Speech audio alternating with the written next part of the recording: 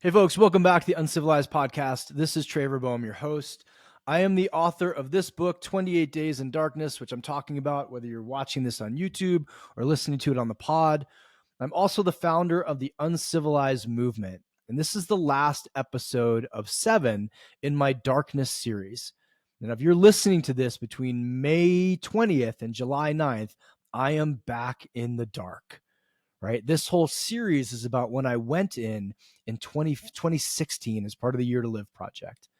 And I'm saying this series is about when you heed a call you don't quite understand. Because I had no idea really why I was going in the dark in the first place the first time around. And now I'm giving you a peek behind the curtain and inviting you into the dark with me. So for the last episode, let's dive in. All right. A question I get all the time is, what did you prepare, or how did you prepare for the dark? How are you preparing for this round? And what did you bring in with you? Like, what were your items? So preparation, folks, I don't know if any of you have done plant medicine, but if you have, you kind of know that there is no preparation. Right? Like, you can't prepare for something that's so much. How do you prepare for an initiation? By its very nature, an initiation is bigger than you are. So you can prepare all you want, but it's going to do to you what it's going to do. So my preparation for the first round, for going into the dark for 28 days, was a lot of meditation. Right? I figured if I could have that muscle sharp, it would serve me when I was in there. And so I think I mentioned in the last episode that I did a 3-day weekend at Upaya Zen Center where it was 12 hours a day of meditation. We had an hour for lunch, but mostly it was like 12, 50-minute sessions, then like 10 minutes of walking to get the blood flowing back in your legs, but then you're back down on the mat for 50 minutes. I had a meditation practice, so I was practicing on my own. So it wasn't like, I did nothing and then these 3 hard days and then went in the dark. But that was about it. That was it. For this upcoming one, again, if you're listening to this between May 20th and July 9th, I'm in for 49 days, and my preparation is very minimal. I have a series of exercises that I'm going to do every day. I have a Qigong routine that I'm going to do every day. I have mantras that I'm going to do every day. I have one particular question that I'm going to sit with each week. For a week, I'm going to sit with the same question. I will meditate probably 2-3 hours a day. And that's about it. I will let the room dictate the rest of my experience. Like, the goal isn't to have something to do from 6 a.m. till 8 p.m., right? And be busy all the time, because then you miss the magic of the initiation. And so how did I prepare for this first one? I just went to Upaya. I just meditated on my own. And then here's the $1 million thing that I've done for both. I tried to get right with the world. And I don't know how else to say that other than, are there loops in my life that I want to close? Like, are there conversations that I need to have? Do I need to make sure that my life is set up in a way that things aren't going to go wildly wrong in my absence? I think the difference between this one and last time is, last time I didn't have a massive business. I didn't have a men's movement. I didn't have a nonprofit. I didn't have a company. I didn't have a team. I didn't have a staff. I didn't have a big following. I didn't have people who were reliant on me and bank accounts and second two-time authorizations for someone to get into my Amazon account, or yada, yada, yada. So I've had some business stuff to prep for this one. But the last one, you know what I'll tell you? I'll be honest with you all. Other than meditate, I didn't do much. And people, it freaks them out to hear this, but I wrote about this in 28 days. Get a hold of the copy. I was actually saying goodbye to a number of hospice patients who I was working with and had fallen in love with, and was amazed that they let me be with them in their final days. Like, saying those goodbyes, and then less than 24 hours later, I walked into the dark. So I then got on a plane, flew to Guatemala, took a cab, took a boat, took a tuk-tuk, walked into the ashram, had dinner, and then was in the dark, almost, I think, probably a day later. So that was a big shift, right? To go from Santa Fe, holding people's hands as they died, laughing with them, reading books to them, playing cards with them, not being okay because that experience would jack me up emotionally. And then boom, planes, trains, automobiles, and boats, and then walking in. This time, I don't even know if I'll be more prepped, right? I'm flying to Italy, getting on a train, going to the ashram, and then that night, most likely that night, or maybe a day later, going back into the dark. But I did bring some things, and people ask me what I brought in, even though some of it may seem odd. So the first time round, here's what I had with me: like one sweatshirt and a beanie, and that was kind of it for clothing. And I found that I didn't really need clothing. I was naked a lot because there's no one in there with me, and I kind of like to be naked, so I would just hang out naked, or I'd wear like a sweatshirt, a beanie, and then take a blanket and make a sarong. Pants seemed kind of dumb. And I did have this again, like kind of people don't get this. I brought a notebook in, and I figured out a method where I would like write one single line of note. I would rip that page in half and dog ear the top. And so I knew that I could write on the bottom half of the page. And then when I turned it over, if the dog ear was the other way, I could write on that those two, like top and bottom as well. And I still have that notebook. Sometimes, like I guess I screwed up the page turning, and I have a couple notes that are written on top of each other, and I can't decipher. But it was helpful to have like a single line that I could jot down, because as a writer, I mean, I was writing article after article. I wrote a TED talk in my head. I wrote emails to people in my head. I wrote so much in my head, and I hope I don't do that on this round, because it was infuriating to lie in bed at night and write and write and write and write, and like not be able to email it out, or not be able to publish it, or not be able to like clear it from my system. But I had a notebook. I had a picture of my dog Lucas at the time. I don't think Lucas is still alive. This was, 2016. And I would touch that picture just for comfort. I remember people seeing that picture and being like, "It's so dumb that you had a picture of your dog in there." And my instinct was like, "You don't have a dog."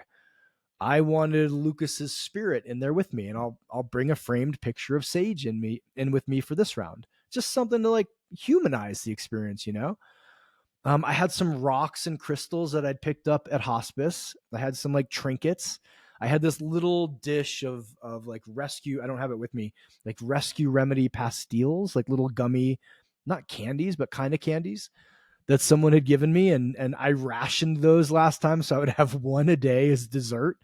And I'll tell you, when you're alone in a pitch black room for a month, even like a little gummy thing was very sweet and very comforting. And I think that's about all I had with me on that trip. This time, because I've done it before and I'm going in for so much longer, I am bringing supplements. I'm bringing essential oils, so I have stuff to smell. I'm bringing more comfortable clothing. I think this room is a little different setup. It's in Italy, not in Guatemala. She said, the woman guiding me was like, bring really comfy sweats, bring a scarf, bring a beanie, bring stuff that makes you feel comfortable. This time, I'm also sneaking in, well, I have permission, like a couple bags of nuts, because I was hungry a lot in the first round, right? I get fed at 9:30, 12:30, and 5:30, and then no food from 5:30 to 9:30. And from the dinner at 5:30 was often soup. So I eat a lot. I'm 190 pounds, right? And I'm used to eating protein, and I was getting vegan food in there, and I probably will again because it's the same people. So I'm bringing in some food. But other than that, again, you would be surprised, other than toiletries, like how little one needs because you can't see. Right. I did ask if I could bring in shibari rope to practice like tying myself up and tying knots. And the woman guiding me, who is also a shibari practitioner, was like, not a chance. There's zero chance we're going to let you tie yourself up when you can't see. And at first I was like, why the hell not? And then I imagined like tying myself to something where I couldn't free myself and couldn't see to free myself. And yeah, I understand why they're not going to leave me alone for 7 weeks with rope in there. And that's about it. That's my preparation. I'm recording this for you now a month out before I go in for 7 weeks.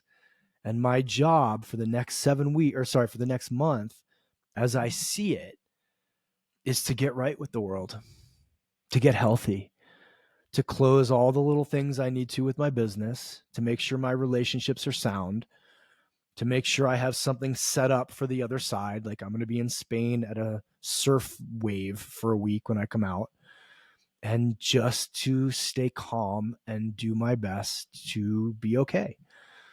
Because facing an initiation, as you know, like I remember when I used to fight and I would lie in bed and think about like what if my opponent does this? What if they do that? What if they shoot? What if they try to submit me this way or punch in these combos? And it'll drive you crazy.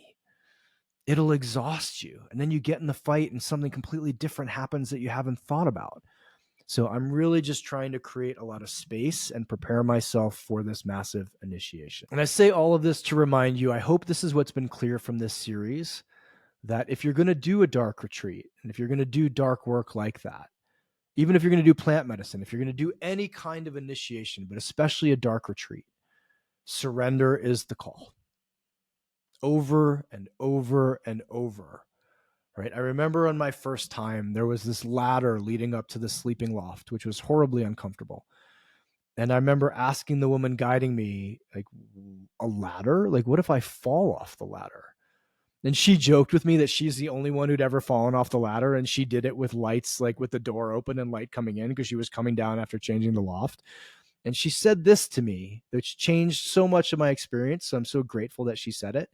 She said, never will you be in a rush for the next month. And I'm going to think about that for the 49-day one. Like at no point is there any point in rushing. 49 days are going to be 49 days, whether I scamper around like a crazy person or whether I take deep breaths, go slow, and surrender to whatever's happening. All right, I really hope you've enjoyed this series. If you're listening to just this episode, please go back. There's others. If this has moved you in any way, please go leave a review on Amazon, comment, like, join, subscribe, all the things on YouTube. And if you want to get a hold of the book, 28 Days in Darkness, as I said, it's delayed. It doesn't come out until August, but I would appreciate you pre-ordering it. Pre-order 5 of them to give to people. It really does help. You can go to www.manuncivilized.com/28 days. And one final ask, if you're listening to this between May 20th and July 9th, I would love for you to say a prayer with me. Not for me, but with me, because I'm going to be in there by myself, but I know I'm going to be able to feel all of you listeners, watchers, and followers. Go be uncivilized. Do you want to help support the podcast? I know you do. Perfect. Here's how. Please take 12 seconds, scroll down, slap us with a 5-star review, and share this episode with one person in your life.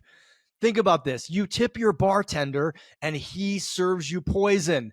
And all I'm doing is pouring soul-stirring truth right into your ears. And if you haven't gotten a chance to grab one of my books, please get a hold of Today I Rise, snag a copy of Man Uncivilized, or get yourself some 28 Days in Darkness. Buy one for yourself, buy one for a friend, and buy one for your ex who's still watching your Instagram stories. I love you. Thank you. Until next time, stay uncivilized.